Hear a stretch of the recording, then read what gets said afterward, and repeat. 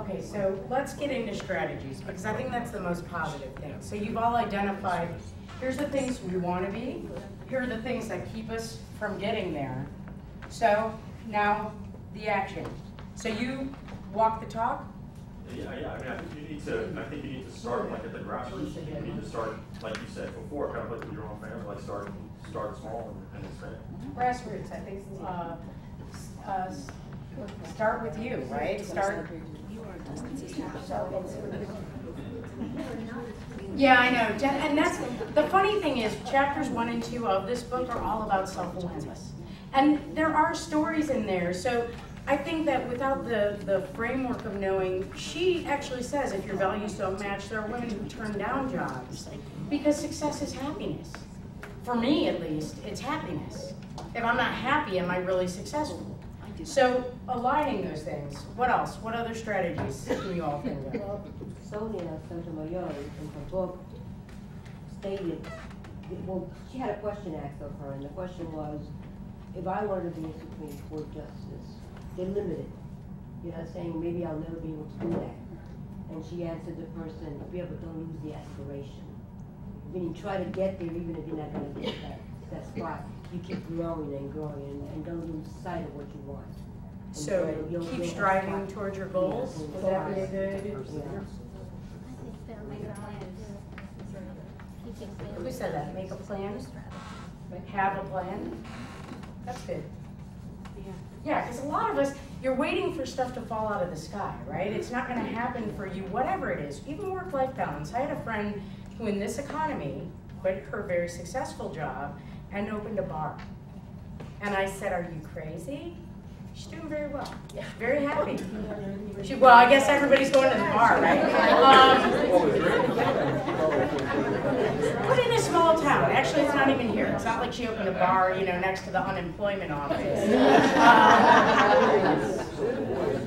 Maureen, something that Rebecca Shambaugh in her book, which by the way, a cover of it is in your folders, and it's a free ebook for those who are interested.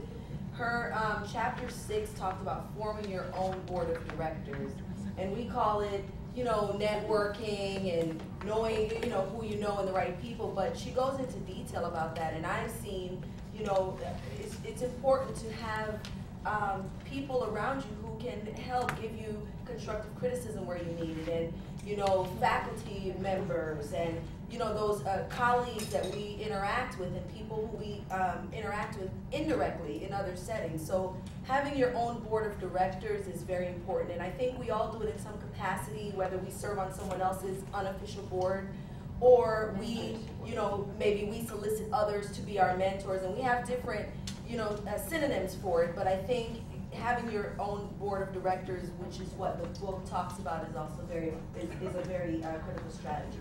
Support. One of the things that you all said is we don't have that we're losing that human touch. I mean, and certainly Facebook, things like that. I've literally watched people sitting next to each other texting each other. Yeah. I thought they must be autistic or something. I'm not joking. I mean, I really thought like there must be some kind of social disorder that keeps these two individuals, and these were teenagers. These were people probably maybe a little younger than my generation. I don't even know how old I am, but definitely like late 20s, maybe early 30s, and I went, what are you doing? And they said, we're just more comfortable talking this way. Wow. You know, they do that in restaurants. Yeah, well, it was at a restaurant. Well, but you're losing touch with the fact that people will communicate. Now you're trying to define how one communicates. Right, exactly. And I'm not to judge that. Let's define success as a female. You know, that doesn't seem right. Communicate. We used pencils at one time. Now we use whatever. So, you know, the one thing I've been thinking about is there's not a common movement amongst females. You're looking for all these people up here. Rosa Parks wasn't up here. Right. Okay, she was a metaphor for a lot of things, and it was for everybody. She didn't do this for her. She did it for everybody. I don't think she was very, she did it because this is gonna make me feel good. No, I'm not gonna take, we're not gonna take this. So there needs to be some sort of a movement to come to a tipping point where you have common values which can be expressed any way you want, but you have common values. And I look at the civil rights movement for African Americans. I look at what Latinos have been able to do. And they've come to some common understandings. Gays and lesbians. There is not a common understanding, I believe, at this point amongst females to make that kind of thing happen. You have your right-wing conservatives who think I ought to be a housewife and that's all I need. Look at the country. Yeah. I mean, we have a sequester going on, so I don't know that, that speaks to a systemic issue, But don't use right? don't use your story as a barrier. Use your story as a pogo stick or a vehicle to break this perceived glass ceiling. Everybody's story is worse than somebody else's.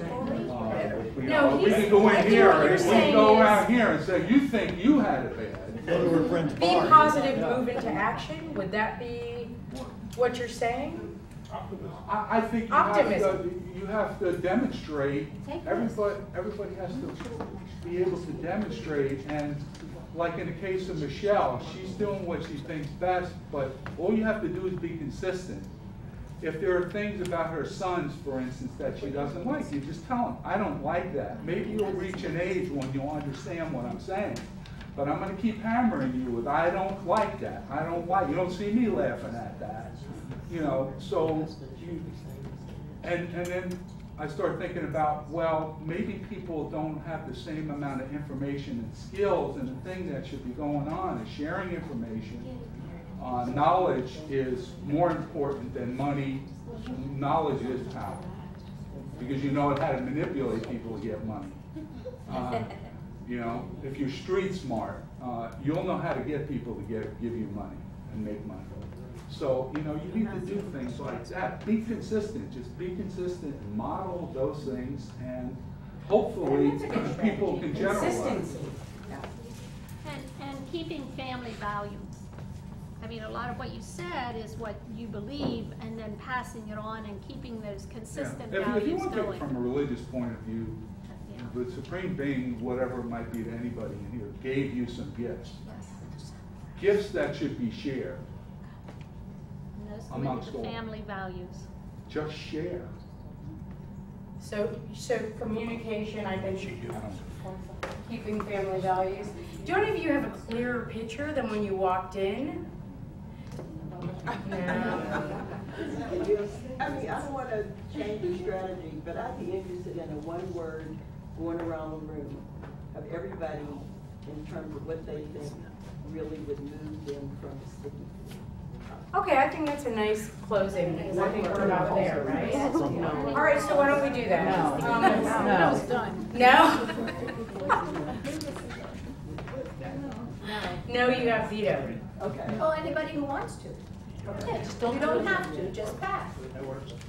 All right. So we'll start with you. What would move you, what would be your major, if you had to think of one thing, one strategy? Well, I said mine was, I think, Your networking. I think yes. Networking. Board of directors. Okay, networking, Creating a sense of purpose and identity. purpose, okay? I don't know if I'm on the right track, but I definitely think like a role model in your life. is very Role model, important. same as, Sonia, kind of. Sonia, kind of, okay? I think the purpose and it's like. Purpose, anybody else? Aspirations. Aspirations. Yes? I was just gonna say for me, it's I said no, say something. Consistency, I don't feel like I'm on a sticky floor. okay, next? I just, it's kind of an observation, more than one word, and you guys know me, so I can't just use one word. But I think tying together a couple of ideas, at least the way they came together in my head, and Dana, a lot of it is related to what you were saying. I think that there's a sense of humility among a lot of these successful women, like a Mother Teresa or a Rosa Parks. They didn't set out to change Right. they set out to They do didn't set out something. to break the glass ceiling. Right, They set out to do make a something. difference one step Right. at a time. I think, we were just having a little sidebar here, I think Rosa Parks would be shocked to know how much influence she has had on the world. She didn't, she was, Right, she that was wasn't the mad, goal. Right. and stood up for herself. And At a so- confluence of events that were happening around her in a context. I mean, she could have done the same thing, got shot in the head in a different time period. Or even that Just- time period. Or even that, but it was a confluence of events too, it wasn't just her. Dr. Saltzman, do you have anything? I agree with the hard work. Be hardworking about. We're passing. Goals and benchmarks. Goals and benchmarks. Develop your own personal goals, so you'll know if you made it there within the benchmark. Right. So, yeah, and that's what we're not good at. We can create the goal, but then we don't measure it. How are we getting there? Yeah.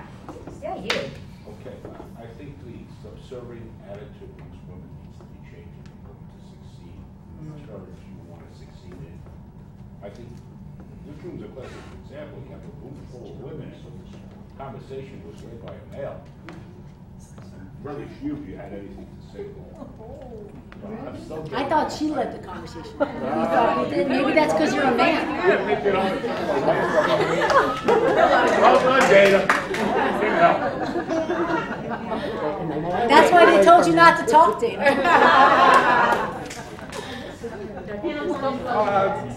I can take it from behavioral terms, chaining. What did you say? You take chaining. You take little steps, and then your second step connects to your first step, and it makes you stronger to go to the third step, and so on and so on. Just keep chaining.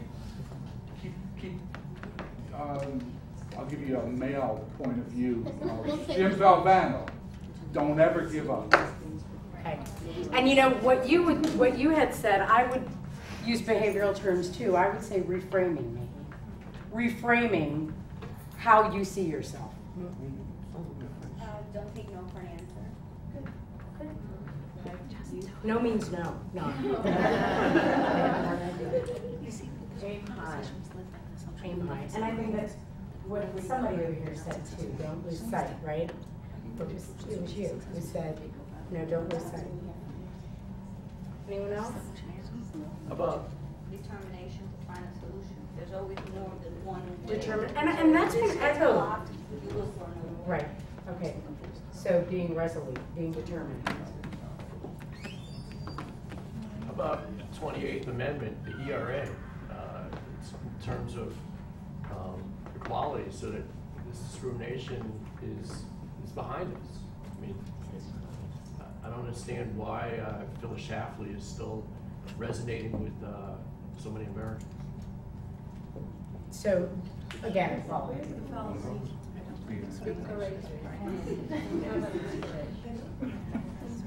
She's still alive. Yes, she is, she's still alive. One thing I wanted to address was Stan, and a perception is everything. And in education, English education, I would say if I had a class of 10 people, there might be one man there, maybe. And I have found lately, I have quite a few men who are changing careers.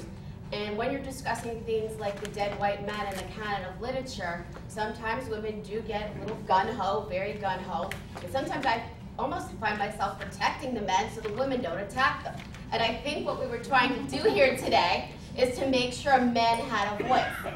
I know quite a few times men spoke quite a bit, and Robert and Dana, I think we weren't being quiet to not say anything. I think we wanted to make sure everyone's voice did get heard. And I did have time to look at some of the material over the weekend, and the one thing I took away from it is when you're asked to sit at the table or you're offered a position on the board of directors per se, men tend to sit down, women tend to say, where shall I sit? We should all be comfortable enough to just take a seat. Without getting yelled at. And do it. Or do it even if you get yelled at, right? I never thought of getting yelled at. Okay. Well, there was a lot of yelling. All right, so it's 1 o'clock. Thank you all. I always enjoy spirited discussion. Thank you all for having me. And there is an evaluation. evaluation form in your folders. If you would, we like both your